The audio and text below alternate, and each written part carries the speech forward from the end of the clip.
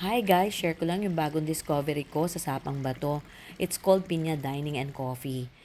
Katabing-katabi ito ng Kind Restaurant na madalas kong puntahan. May coffee shop na air-conditioned at dining area. Meron din silang open dining area sa labas. At kung bababa ka, may alfresco dining. Kasama ko pala dito si Maribeth, yung mama ni Sheena at ni Ara, na biyanan naman ng aking anak na si Melvin, together with Aaron's mother, si Ate Ami. So, nag-order kami ng iba-iba para matikman namin lahat. And so far, itong pork belly masarap, yung fried rice masarap din. And then yung kanilang, may in-order pa kaming salmon with fried fish. Ayan, masarap.